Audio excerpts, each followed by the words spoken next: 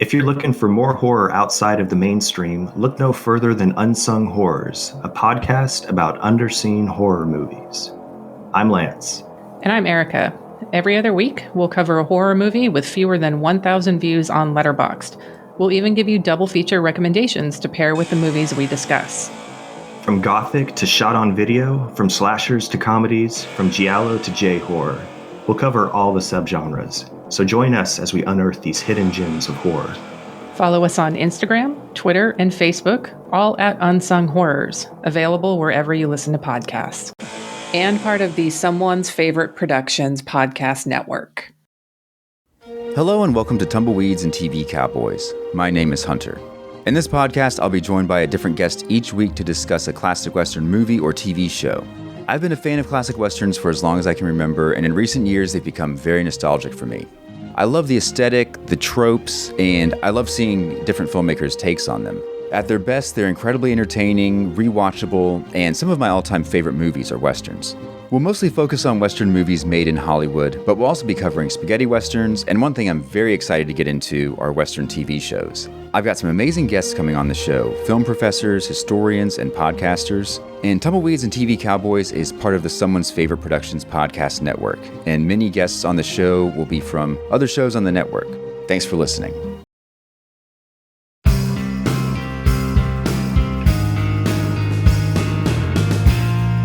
Weirding Way Media.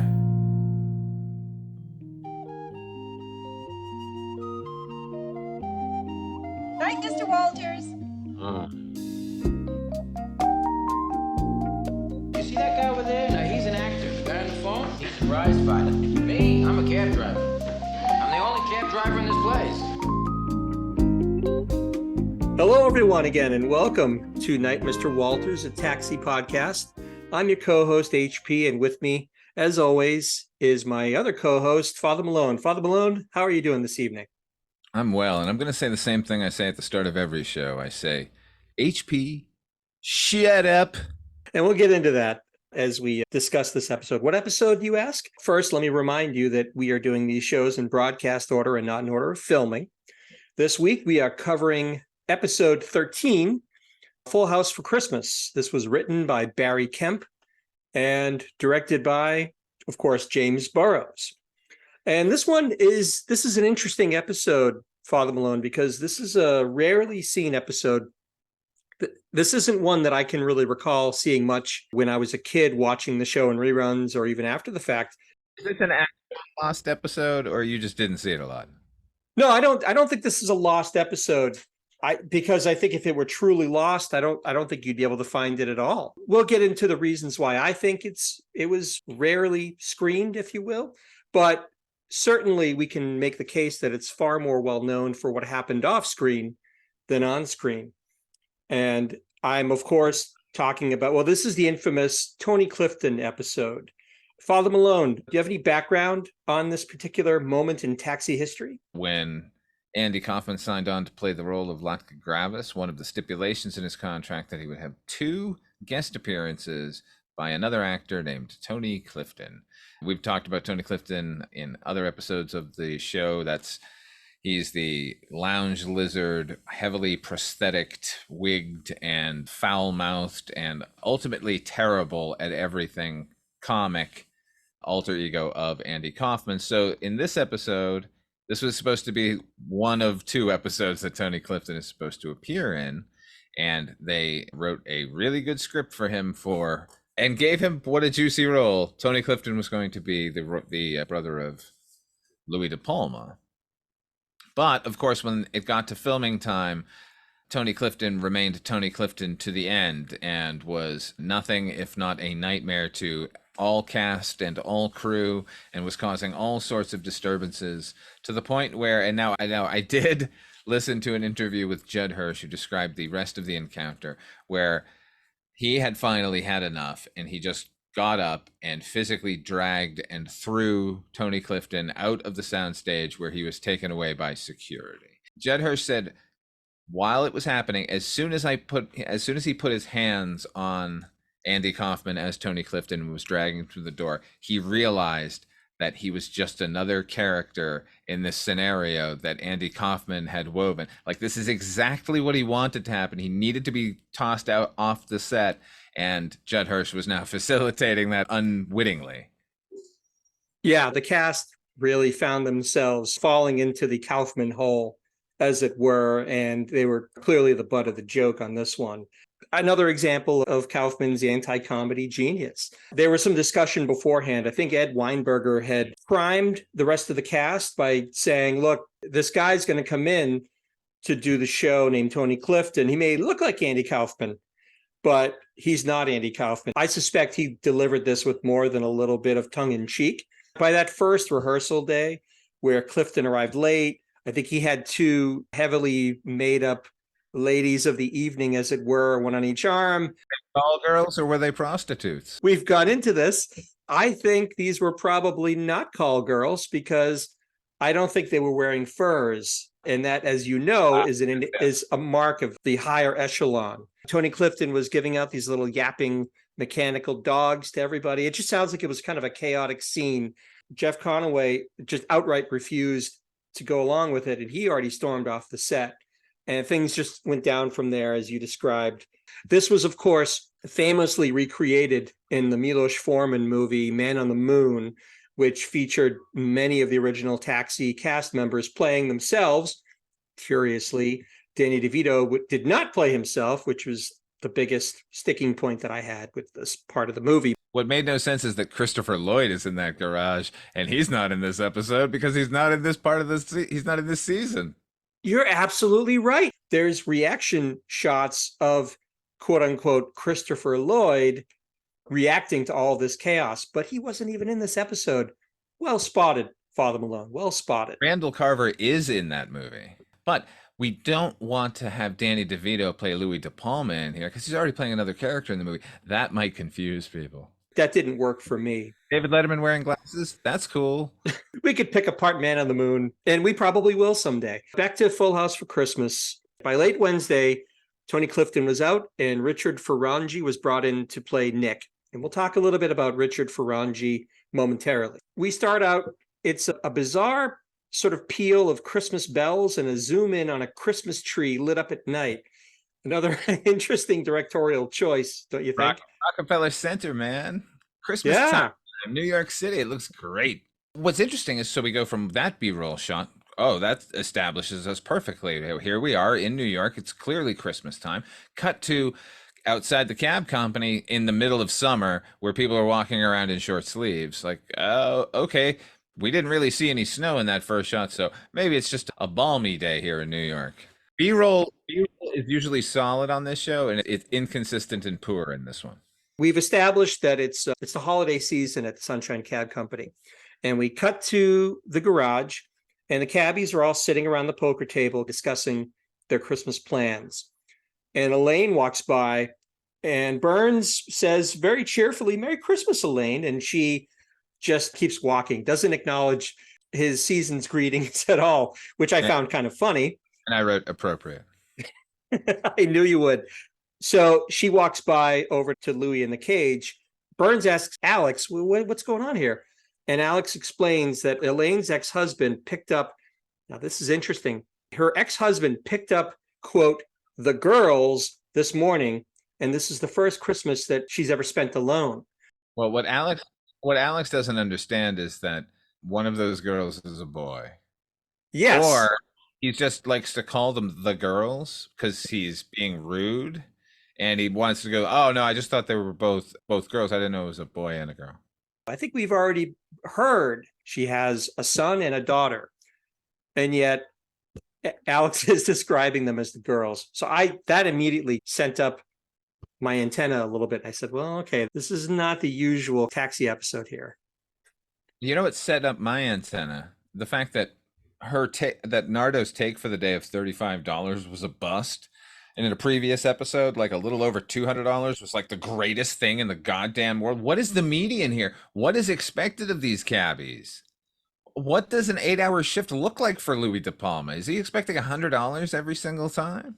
$35 isn't bad. That's about a sixth of what the greatest haul ever is. So I don't know. You're right. I don't know why Louie is so offended by that amount. Louie gives her the business for only booking $35. And meanwhile, we're back to the poker table and Bobby responding to Alex saying that it's the first Christmas that Nardo is going to spend alone. Bobby laments that he'd go crazy if he spent Christmas alone. And Tony replies, "But you are spending Christmas alone," to which Bobby bizarrely mimics a crazy person. Crazy. Yeah, he's like a nut. It's a great line. It's a great Wheeler does it, man. It's a good line. I had the opposite reaction of you. I said, this is not funny. This is just like sophomoric. Oh yeah, that's exactly Bobby Wheeler. I'm telling you, all of the worst traits of Bobby Wheeler that they keep hammering him home, and I'm now living for them. So go, Bobby, go. I guess if you look at it from the perspective of that he's just a terrible person, for him to just sit there sophomorically going like this, I guess that's well in character. So maybe it's good writing in disguise. I don't know. I'll let the viewers decide. Somehow the cabbies all agree with Father Malone and they think this is really, really funny.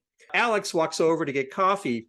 We see the business where Louie gives Nardo a hard time and she storms away and Louie asks, "What's the matter?" And Alex replies that Louie wouldn't understand that some people just feel sad at Christmas. Louie refutes this, saying that he's got feelings and his mother is emotional too.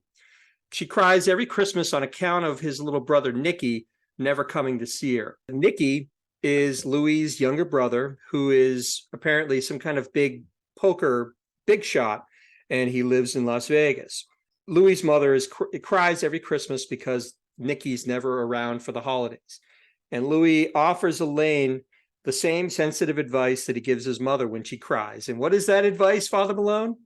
Shut up. It's a delicate line reading. It's, shut up. It's a very comforting shut up. As we get into this episode, and I'm not going to beat her on the bush, I'm going to beat up on it a little bit.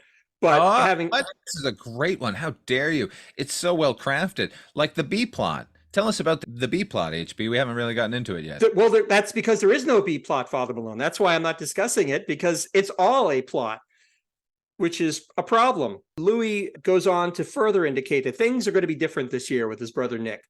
Nick is due in town any minute. Usually, as I said, he's in Vegas gambling, but this year he's coming out to Atlantic City to catch the action, and Louie convinced him to stop by for a few days.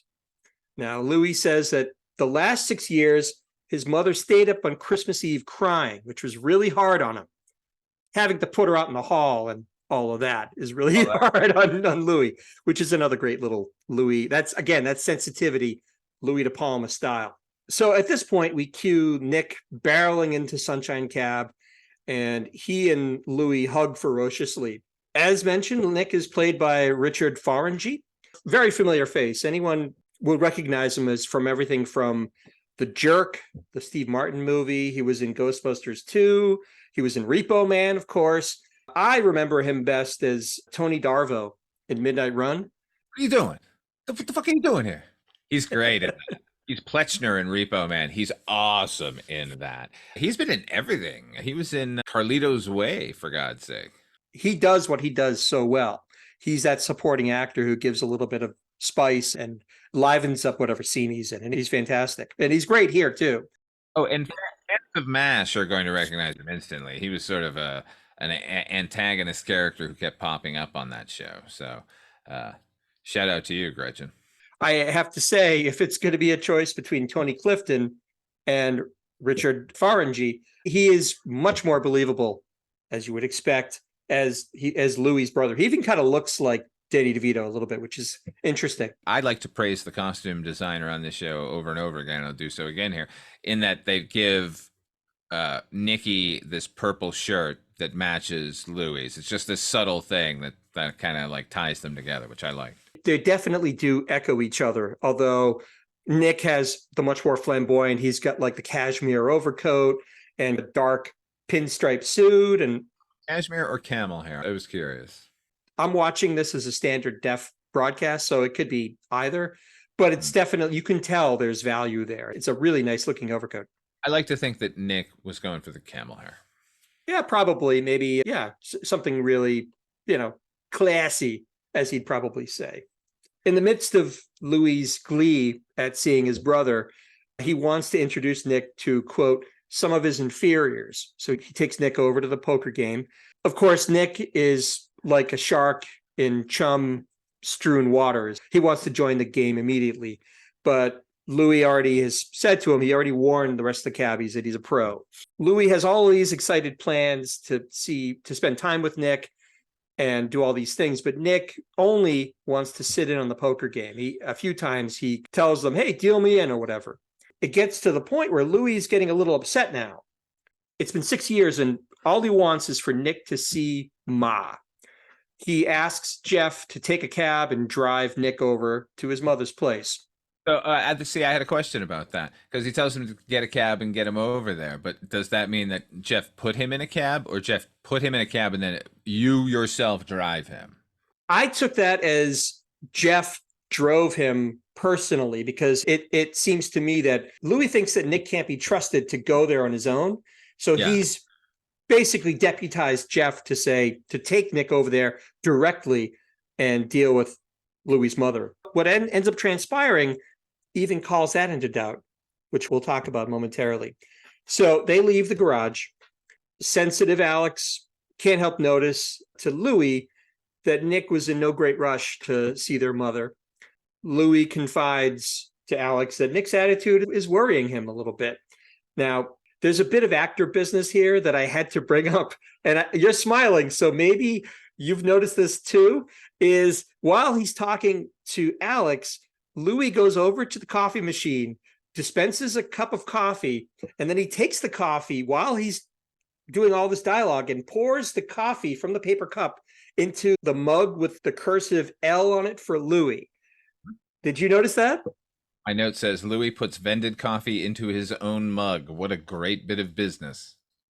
It was fantastic. It's so grounded. You can imagine like the actor saying, well, if I was Louie and I had this coffee mug, this is exactly what I would do. And it's so effortless the way he's talking with Alex and having this conversation. And I don't know, it just worked beautifully.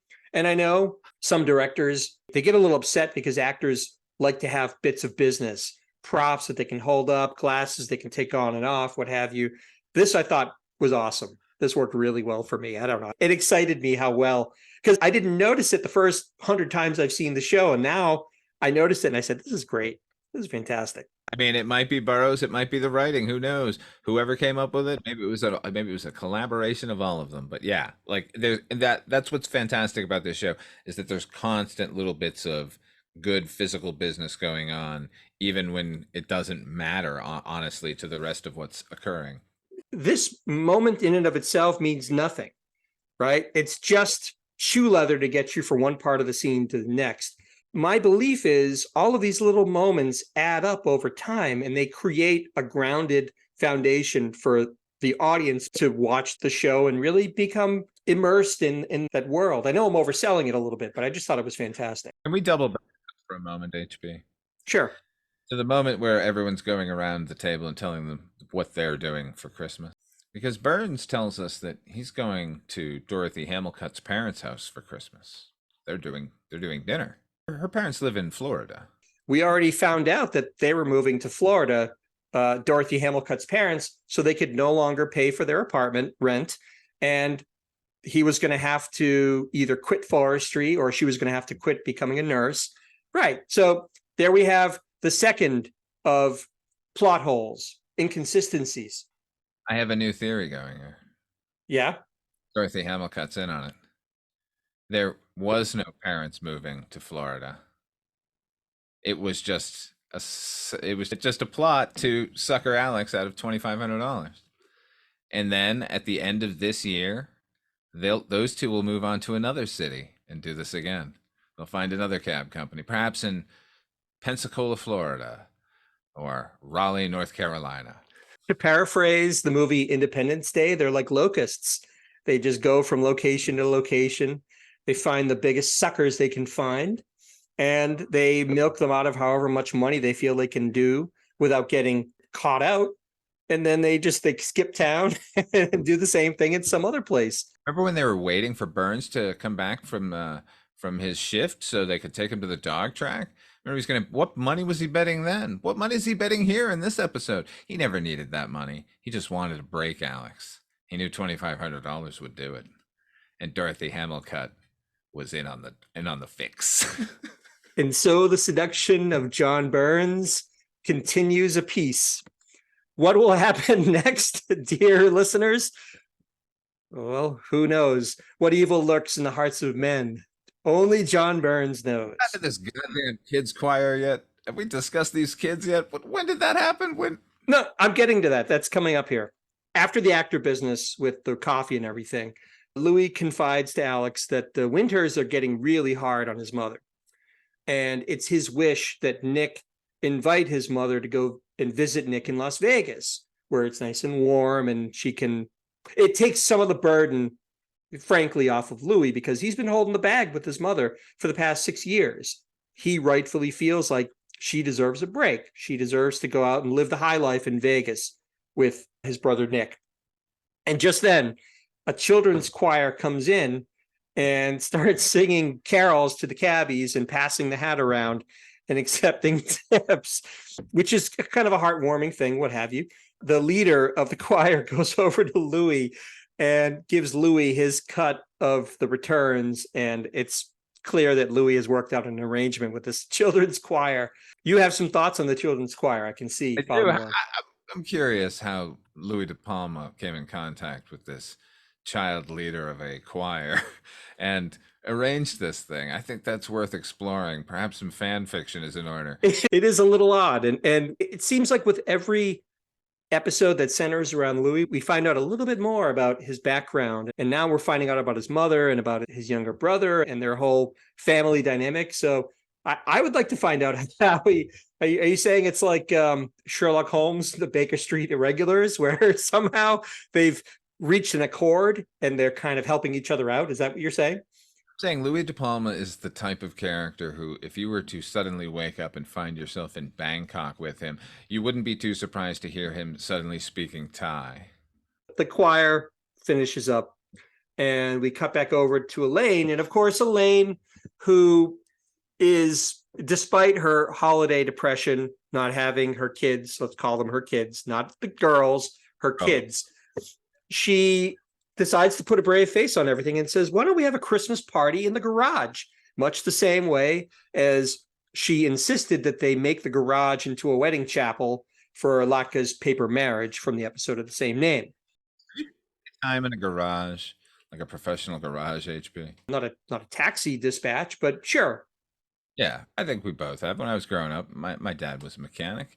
That they are stuffy and hot, gross. The floors are all slick, even after you clean it, it's still gonna be slick. And the smell of grease and burnt oil sounds like Christmas. It's beginning to smell a lot like Christmas.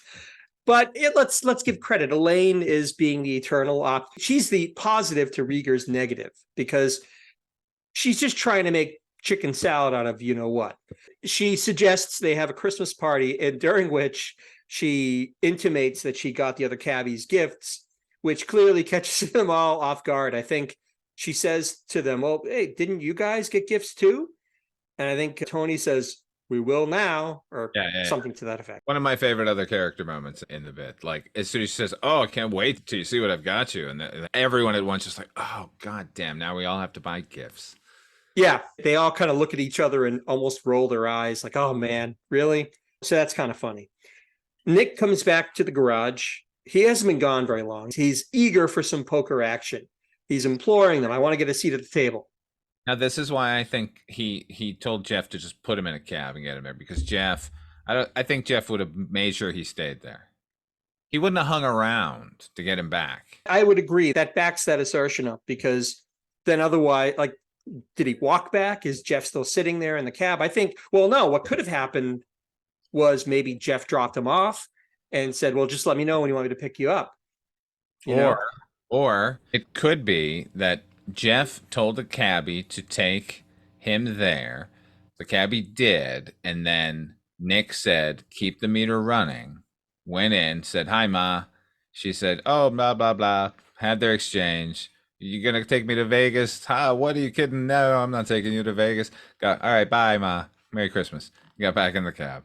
and that can't involve Jeff. And Jeff could not have said, "I'll pick you up." Like, where would he have gone in that amount of time? Yeah, I think the mystery is solved. I think that's the most likely sequence of events, given the fact that Nick doesn't want anything to do with hanging out with his mother. He just wants to get right back to the garage so he can start fleecing the cabbies for poker money. So he gets back to the garage and he's not been gone. It's been like 5 minutes. It's ridiculously quick. And this sets Louie off and he muscles Nick into the cage to hash it out. And during this argument that they're having, Louie's mother calls to complain. Louie learns that when she brought up the idea that she was going to visit him in Las Vegas, that Nick just laughed in her face. Just the ridiculousness to him of the suggestion that she could go and visit him in Las Vegas. At this point, Louie is imploring Nick to pick up some of the slack with his mother. He insists at this point that Nick take her to Vegas. He's not asking anymore. He's telling Nick that he has to take their mother to Vegas. Louie gives him an ultimatum. You take our mother to Vegas or you leave New York and we're no longer brothers. Unfortunately for Louie, Nick calls Louie's bluff and says, if that's how you want it, that's how it is. And he walks out. Louie is left promising his mother that she's going to go to Vegas. Somehow she's going to go to Vegas. I have some thoughts in this scene, sir. Go for it. First of all, kudos James Burrows as always. They removed the cage from Louie's dispatch booth to get the cameras in there to shoot them inside. It felt intimate, like we were actually in there with them, and I really liked that. Yeah. Also, if I was with my brother and I had been taking care of my mother alone for 6 years and I asked him to take her for a couple of weeks to Las Vegas and he said, I'd rather not be brothers with you anymore, I don't know that I'd let him sit down and start gambling. It's pathetic to me. That's pathetic. I mean, it's just a sad situation for Louie because he didn't want it to come to this. I think it's a mix of emotions for him. I think he missed his brother a lot. And the shock of his brother, as I said, calling his bluff, a straight thinking person would say, then you get the hell out of here. Get out of my garage, get out of my cage, get out of my life. I understand Louie wants to put the situation back together. And he knows throwing him out would sever any possibility of that. At the same time, maybe I'm just putting myself too much into Louis De Palma's place here. That just makes Louis seem all the more sad because he can't even allow himself that to just kick the guy out of the garage altogether.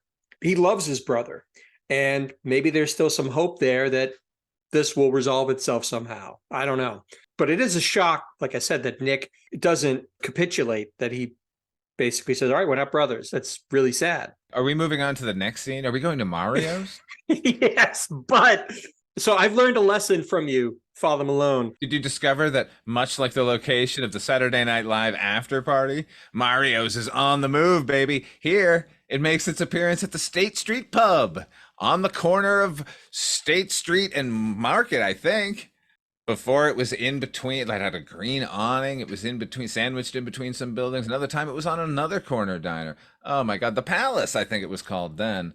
Mario's is the best kept secret in New York City. Only the most exclusive cab drivers can find it. Do they have beepers at this point? Are they getting beeped the secret location of Mario's every morning? It's like a speakeasy where you have to, the little slot opens up and you're going to give them the code word to get in. HB, I know what it is. When Louie is handing out those envelopes, what were that? We thought that was for collecting money. They are, but in that envelope is the location for that day of Mario's. I was watching this, and as I said, I've learned a lesson from you because every time they show B-roll of Mario's, as you've described it, it's as if Mario's is always in a different spot in the city. And not only was it at, as you said, the State Street Pub, but you had mentioned earlier in this podcast that some of the B-roll made it seem like a very balmy day in New York City. But yet this B-roll shot outside of the State Street Pub, aka Mario's, did you see the snowdrifts outside? It's a full-on blizzard. I mean, this is B-roll, I'm guessing, from the blizzard of 78, which is obviously great footage, but it kind of makes the earlier footage seem a little wonky. Not to mention the fact that who's taking cabs anywhere here? Everyone go home. It's Christmas. It looked miserable out there. This shot of them driving up to this, this restaurant, this pub, there's snowdrifts like higher than the cars. It's insane. I assume there's somebody on the taxi team that's in charge of continuity, perhaps. And they were not on their game at all in this episode. No. We're talking about the location of Mario's, the fact that Elaine has a boy and a girl instead of two daughters. It's crazy. To be fair, every other episode that featured Mario's has a different exterior location. So what are you going to do? We're at the mysterious speakeasy known as Mario's. Louie is drinking alone, and Reiger goes in to see how Louie's doing, sensitive as he always is. Louie asks about the Christmas party, how things are going at the garage, because Elaine had this plan, you remember. And Alex confirms that Nick is still there and he's still cleaning up at the poker table. Louie's complaining to Alex how much he hates the holidays. This is a bigger deal for Louie than just dealing with his family issues. And here's where we get an interesting character reveal. I never picked up on this until watching this particular instance. Oh, yeah. So Louis says that he had to play the elf in the Christmas pageant every year until he went into the army. I didn't know that he was in the army. Did you? No, I certainly didn't. But interesting. Tiny Louis De Palma in the army in 1958, 59. We established that he is 38 years old based on his high school reunion, right? Yeah. So 38. So he was born in what, 1940? Yeah. 18 years old. He went into the army. He went into the army in 1958. Correct. Yes, he's too young for the actual action in South Vietnam, although he could have been over there as an advisor, I suppose. And it's too late for the Korean War. As what I think is he probably got shipped over to like Germany or one of maybe Japan for part of his duty, and then spent the rest of it homeward doing nothing, fixing cars, maybe. He could have been in the motor pool, maybe a driver. My impression, if I'm writing fan fiction on Louis De Palma, I'm thinking he probably just got stationed in like Bayonne, New Jersey at some awful desk job, or maybe he was scraping barnacles off of ships in the harbor or something. Like, as you said, he arrived at the wrong time to be involved in either Vietnam or Korea. I couldn't imagine diminutive Louis De Palma in the army with his attitude, but there you go. It was pretty remarkable. I can imagine him in the army and taking the orders. I just can't see him on the battlefield. Charging a hill with a gun that is almost as big as he is, not a good image. I don't know. You want to be in a foxhole with Louis De Palma. He wouldn't be able to get out of it with you. Oh, by the way, speaking of stupid one-liners, when Alex walks in, he's wearing a turtleneck and a pea coat and a scally cap. And he looked like he was on his way to an age swap production of Bugsy Malone. I think he'd played Knuckles. That's not just because of the Jewish thing. I think Reiger could really shine in that role. So as they're sitting there commiserating, who comes in? The devil himself arrives. Burns. Burns walks up and he pulls a reverse banta. He takes a chair that is turned around and turns it right side and then sits down like a normal person. Oh, interesting. So Burns meets them there. He says he's on his way to meet his in-laws for a party, as we just established. And this leaves me to believe that he doesn't really want to go to this party with his in-laws. He's doing everything he can not to go to the party with his in-laws. So now he's going to Mario's as a precursor to going to his in-laws. Momentarily, we will see him go to the garage under the pretext that he forgot a gift there to give to his wife or something. As we'll see, spoiler alert, he ends up spending the rest of the time at the garage. I don't think Burns especially likes his in-laws. I don't think he especially likes his wife, Dorothy Hamilcutt. I think his soul is just too black to feel emotions of love and compassion, perhaps. I'll go you one further. The Christmas party at his in-laws' house is completely fabricated. It's all just his alibi. So he can continue to lurk around the corners and watch his plan come to fruition of breaking up a family and spoiling Christmas for all. You think when he's on the phone during that final competition, he's on the phone with Dorothy Hamilcutt? No, he's on his phone. He's on the phone with his demonic superiors. So Burns meets them there, like I said, and he confirms to Alex and Louie that Nick is cleaning out everybody at poker at the party, including him. They've got no money left. Has he paid Alex his money? Has Burns paid Alex the money he owes him yet? No, of course he hasn't. But he's here gambling on Christmas Eve. That's just a fuck you to Alex. That's all that is. That's like a, yeah, I know I owe you money. Doesn't matter. I just lost all mine to his brother. I would love to go back and rewatch that scene just to see if there's even a glimmer of a reaction from Reiger when he says, yeah, he cleaned me out too. Because it's nothing to Burns. It's like, oh, well, what can you do? I get no money. But I'd love to see just a flicker of annoyance in Rieger's eyes. Like, what? You owe me 25 large, you jerk. And you're gambling? What are you kidding? Now, Louie demands that Reiger, who is apparently the best poker player in the garage, Louie is so incensed by all of this that he demands that Reiger take on Nick at poker and give him a taste of his own medicine. And Louie says he'll even bankroll Alex in the game. He says that there's savings that he's amassed over a great period of time. Somehow Alex agrees to this. No pressure there as an employee, right? I need you to beat my professional poker brother player in poker with the money I have saved my entire life. You can do that, right? And if you lose, there'll be no repercussions. Oh, I'm sure. By the way, reasons to save money: 1, trip to Florida; 2, new car; 3, revenge. Now, I've never saved up for the trip to Florida or a new car, but certainly revenge. Well, not to mention the fact that this is what Nick does for a living. He lives in the gambling capital of America. He plays poker for a job, and he expects Reiger is the best poker player compared to Banta and Wheeler and Elaine. Are you kidding me? That's nothing. That's not even a comparison. Reiger, you can beat all the dum-dums in the garage. You can beat my brother. And as a sign of things to come, I will say that there is a future episode that deals with the repercussions of a serious gambling addiction that Reiger has. So I guess we can see this as a foreshadowing of that, but there's no drama in Rieger's decision. It's just, okay, I want you to beat my brother, the professional poker player, at his own game. Okay, whatever. Out of the goodness of his heart, he decides to do this. We cut to the garage and the party is in full swing.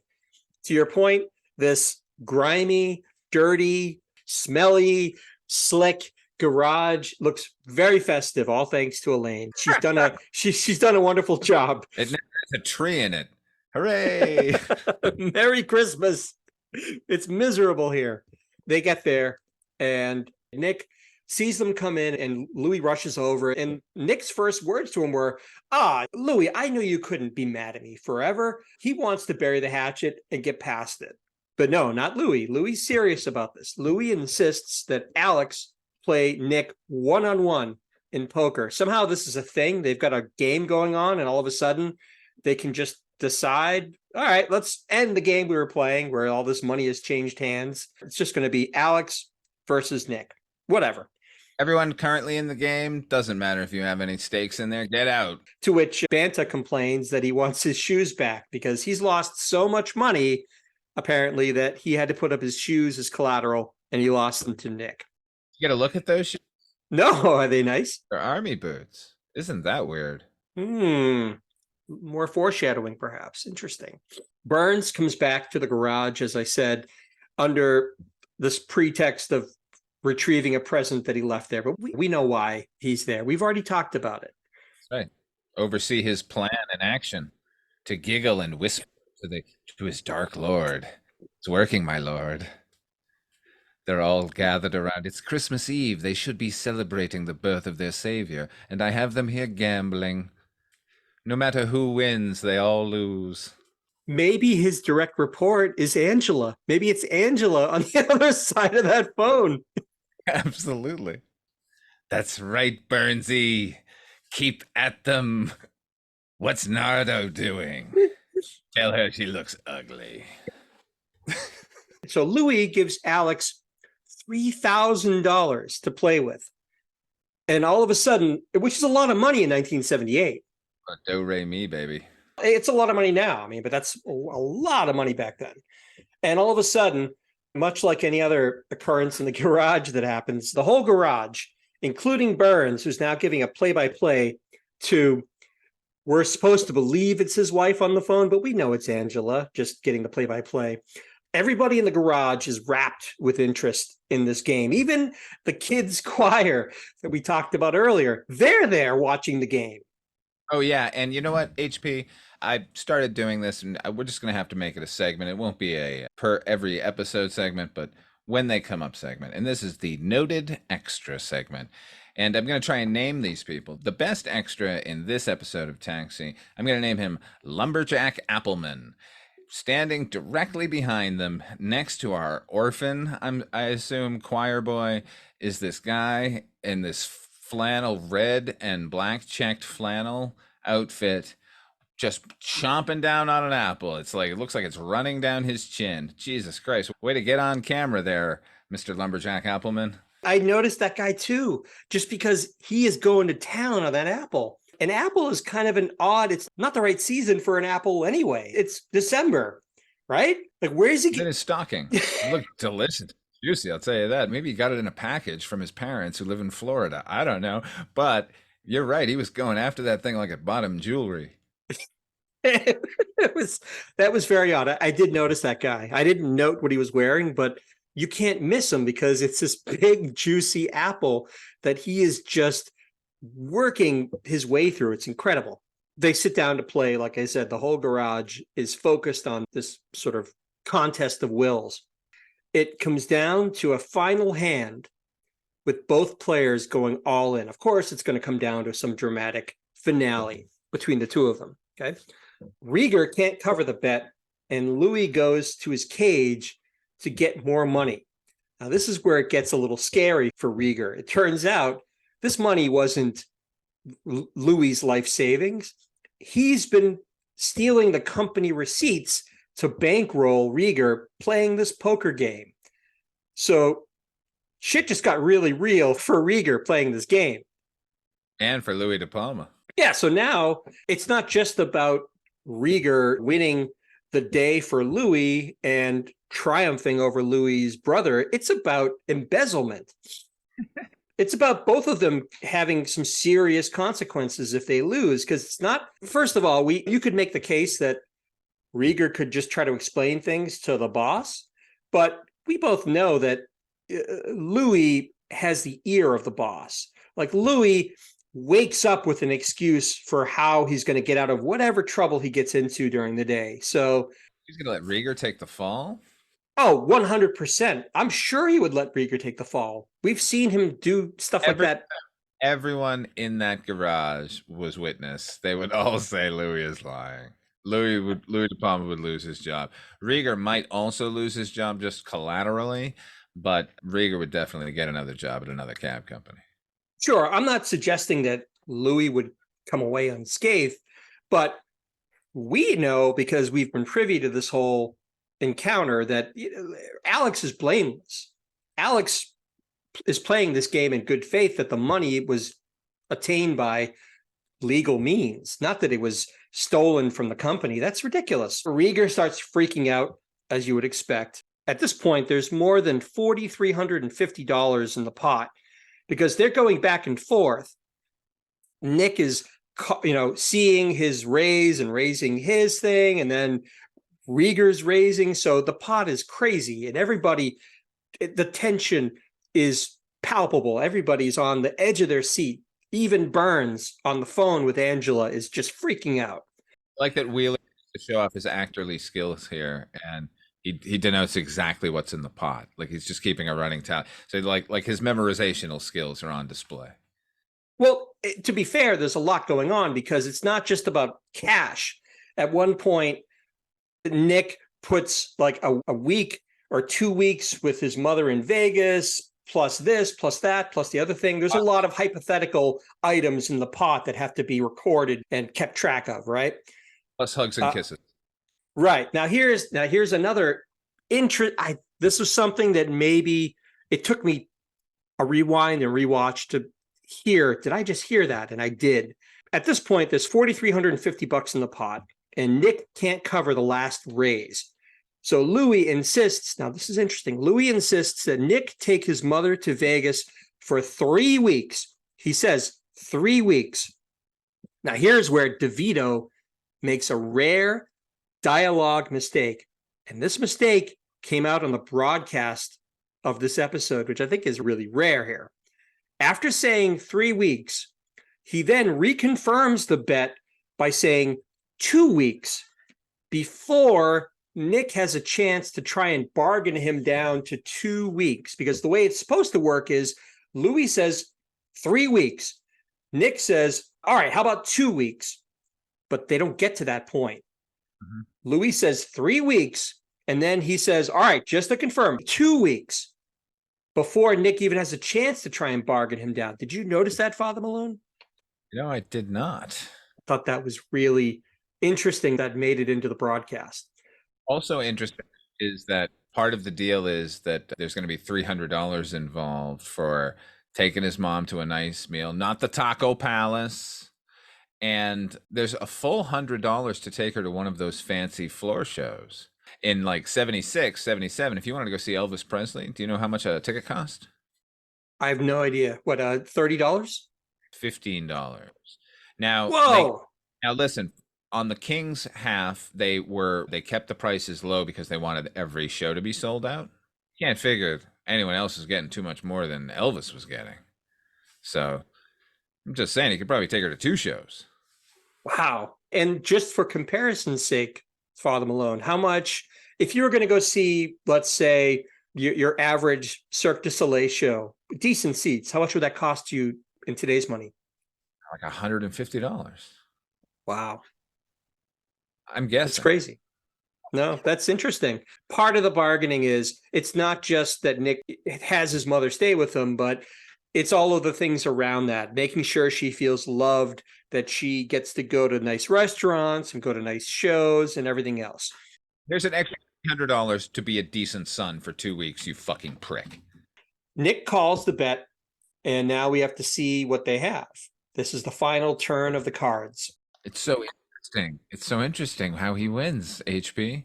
The cards that he wins while Burns is looking over it. What is Alex's winning hand? Actually, I give them credit in a way for not making it some, like, they could have very easily made it a dramatic win where Alex has a royal flush or something like that. But no, it's nothing. Alex had, so Nick has 2 pair, which is not that strong of a hand. Like for a professional of Nick's evident caliber, that's not much to be going all in on this final draw, on this final hand. So he has 2 pair, aces and jacks. Alex, however, turns over 3 sixes, a crap 3 of a kind hand, and yet he beats the professional poker player from Las Vegas. It's all for you, Damien. It's all for you. The 3 sixes, the number of the beast. Burns' plan is working on the eve of Jesus's birth. Oh my God, are you suggesting that that's the number of the beast was at Burns' behest? And on that night, a new savior was born on the streets of New York City. That hadn't even occurred to me, but that is smashing right there. 3 sixes, 666. That's incredible. Wow. I was caught up with the fact that it was a lame hand. Like, it's not something I would stay in that high for, but nevertheless, we proceed. That's how evil works. It's it isn't big and flashy. It's it's the mundane, right? That's right. Well, and ironically, once the hands are revealed and Nick is lost, Louie is exultant. And even the kids' choir breaks into hallelujah, which I think is interesting. Is that all part of Burns's, that's the irony of Burns's triumph? Absolutely. This chorus of young street urchin angels. Where have these kids have been spending the weeks bilking people for money. And now here they are praising their dark lord. So there you go. So now Nick is going to take Louie's mother to Vegas, and hopefully everybody's a little bit better person for it. There's a small bumper at the end of this show. The bumper is the kids' choir's back. They're singing Silent Night, and we see the cabbies exchanging gifts. Yeah. And I think the presumption is these are gifts that Elaine has given them. Did you see what the cabbies got, Father Malone? No, I didn't. I was too busy just mystified by Tony Danza's open mouth chewing of cookies. It was just so horrific. That's all I could focus on. I'm sorry. What were the gifts they received? Reiger got a coffee mug that says Alex in what appears to be an old English font. You should have immediately headed over to the vending machine. That's right. Gotten coffee, poured it into the mug. Banta got a yellow t-shirt with black lettering that says Banta Wait. Banta Wait. HP, I got to confess, this is now 2 yellow shirts I owe you. Sometime for your birthday or Hanukkah or something this year, maybe the next, you're going to get a yellow Banta Wait shirt. And then on another holiday, you will receive the long gestating when the hand goes up, the mouth goes shut t-shirt I owe you. The meatballs shirt. I love it. Interestingly, I couldn't make out what Wheeler got from Elaine, but I guess it's not important. Very self-satisfied Louie comes out of his cage with a small tin of cookies. And at first, he just gives all the cabbies one cookie. I think they wag their finger at him or something. And then he said, it's the season. He leaves the tin there so they can all have their own cookies. And I think that leads to Tony's open mouth chewing of the cookies. Good God, man. It's just vile. It's not good. Thank God they cut away. Okay, now, when they do cut away, HP, can I just mention this? Yeah. Final shot in the show is a B-roll of the New York skyline, obviously in wintertime, covered in snow. The children's choir is still playing on the soundtrack, and a very simple Happy Holidays came up. And I gotta say, I actually got choked up watching that in a way that was more personal, just these stark images and the sound, than it would have been had they cut to everyone in the garage going, everyone at Taxi wants to wish you a happy holidays. I just thought it was a stark and at the same time familial way to end that episode. I'm going to agree with you there. I think part of the starkness of it is the happy holidays is presented in the yellow Taxi font. What you see the credits at the beginning of the show. So there's no adornment.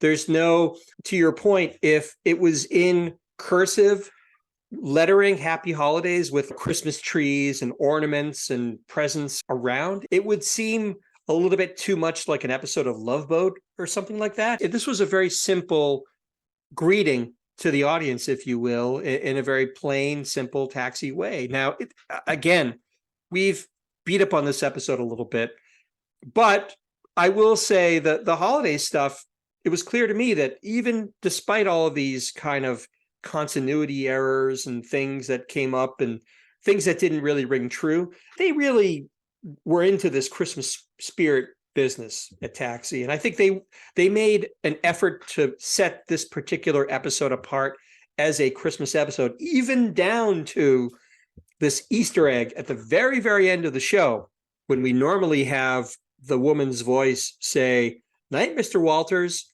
and he goes, Now we have the same woman, instead of saying that, she says, "Merry Christmas, Mr. Walters." And he continues to say, Just thought that was kind of nice that they changed it up just for this episode. They cared right to the last second of their episode. It's indicative of the care we see in every episode of every show, regardless of the quality. Sometimes the writing's going to be good, sometimes it's going to be bad, sometimes performance is the same thing. Nevertheless, it isn't for lack of effort and care. Let's dig into this a little bit. Let's talk a little bit about yellow lights. What does a yellow light mean? I love yellow shirts, yellow lights. As a reminder, we're dealing with a scale from 1 to 5 yellow lights. 1 is, I may never watch this episode again. It's totally inessential. 5 is, this is the quintessential perfect Taxi episode. And as I do every week, I'm going to ask you, Father Malone, what do you give a Full House for Christmas? I want to give it a 2. Give it a 2. Oh, I don't know though. That last shot really brought it home for me. Plus, there was so much Machiavellian stuff. You know what? I changed my mind. I'm gonna go 3. I'll give it a 3 lights. Really? Yeah, honestly, that last shot did knock me out. It felt in a way that 99% of television special Christmas episodes don't feel. It did not feel disingenuous.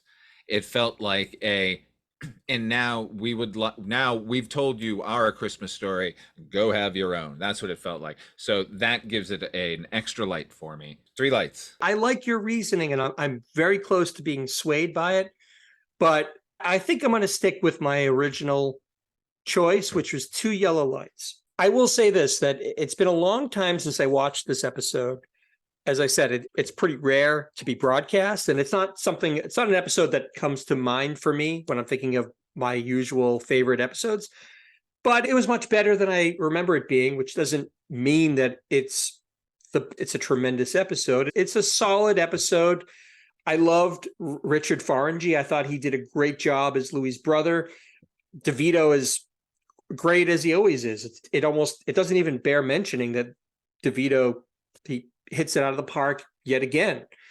I think part of why I don't give it any higher than 2 is, in this case, I feel like Alex is really just a means to an end for Louie to have the revenge against his brother. That doesn't really, Alex doesn't have a lot of agency in this episode, nor do any of the other cabbies for that matter. But in Alex's case, it's especially important because he's the focus of that climactic battle between Nick and his brother. Well, I would argue that as far as agency goes, the episode begins with Reiger detailing how he spends Christmas at a huge sit-down table for 80 people because it's the Woolworth's lunch counter. So I would say that maybe they've given Alex a new family for Christmas, even if what brings him to that family is good old-fashioned revenge.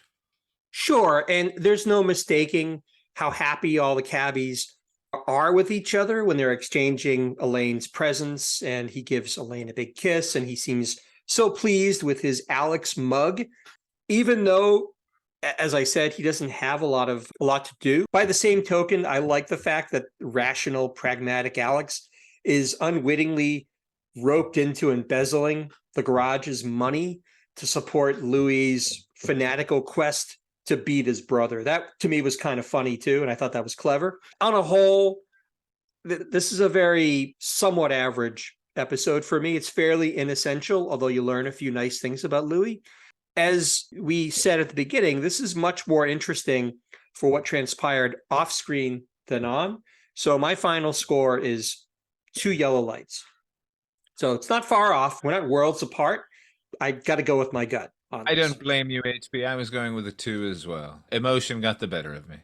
No, you made some very good points, and I did find the final shots affecting, but at the same time, I wasn't able to articulate as well as you did about why it was affecting. And I think it was very well said. So thank you for that. That's going to wrap up this episode of Night, Mr. Walters. Thank you so much for listening. Father Malone, when you're not clocked into the garage, where can our intrepid listeners find you? A couple of places to find me. Go to fathermalone.com or go to weirdingwaymedia.com. That's where all of my podcasts, all the podcasts I'm associated with, like Noise Junkies, that's a music podcast HP and I do with Mondo Heather's Heather Drain, or I do a half-hour radio drama called Dark Destinations, or I do a review show called Midnight Viewing, the Night Gallery podcast about Rod Serling's follow-up to the Twilight Zone Night Gallery. And I'm going to give a great big ditto to everything that Father Malone just said. I am also on the Weirding Way Media platform. And you can hear me, as he said, on other shows like Noise Junkies. I would second his encouragement to go check out Dark Destinations, which I think it's my favorite of all of Father Malone's projects. And that's not just because I did some of the music for it and some other things. I think it's brilliant, and I think you should check it out. And I've also got a Bandcamp site up, and you can find the links in the description for this episode. Everyone go to there. All listeners, go check out HP's music, because the music you'll hear on most of Weirding Way Media is provided by this man, and it's always decent, always good, always fun. Thank you very much, Father Malone. And thank you all for listening. And if you enjoyed the show, please feel free to like the episode, subscribe, and give us a review. We would love to hear from some of you listeners. And so please feel free to add your feedback in any way you see fit. And we'd love to hear from you. So for myself, HP, and my co-host, Father Malone, thanks again for listening, and we'll catch you next time.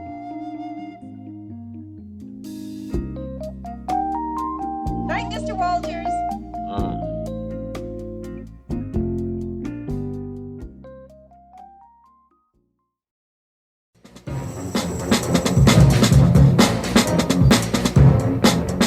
Hello, this is Aaron West. I am the author of the A24 New Wave. In this book, I look at A24's output, and I make the argument that we are in a new wave movement right now. A24 plays a major role. This book has a supplemental podcast where each episode is a brief conversation about an A24 related topic, whether an actor, director, or even a genre. As I continue research for the book and conduct interviews, I expect to record podcast episodes with people involved with the company. You can find the podcast at cinejourneys.com or wherever you find podcasts, and we are proud to be members of the Someone's Favorite Productions podcast network.